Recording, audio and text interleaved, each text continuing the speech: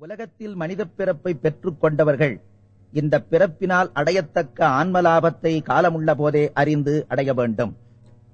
அந்த ஆன்மலாபம் எது?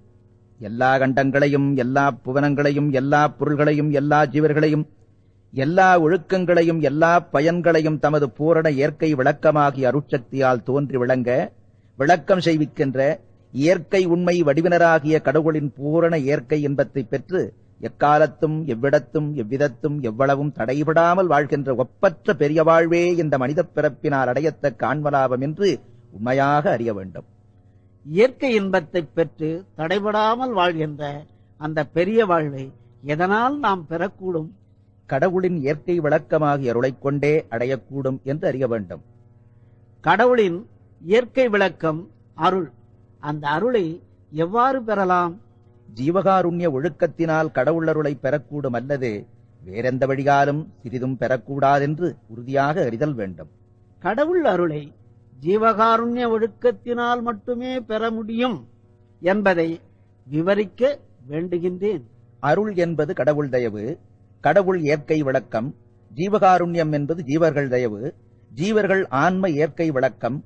இதனால் தயவைக் கொண்டு தயவை பெறுதலும், விளக்கத்தைக் கொண்டு விளக்கத்தை பெறுதலும் கூடும். வேறொன்றினால் பெறக்கூடாமை அனுபவமாதலின் ஜீவகாருண்யத்தைக் கொண்டு அருளை பெறுதல் கூடும். வேறொன்றினாலும் பெறக்கூடாமை நிச்சயம். இதற்கு வேறு பிரமாணம் வேண்டாம் என்று அறிய வேண்டும். அருளை பெறுவதற்கு ஜீவகாருண்யமே வழியாதலால் ஞான வழி என்பதும் சன்மார்க்கம் என்பதும் ஜீவகாருண்ய ஒழுக்கம் என்பதும், அஞ்ஞான வழி என்பதும் துன்மார்க்கம் என்பதும் ஜீவகாருண்ய ஒழுக்கமில்லாமை என்றும் அறியப்படும்.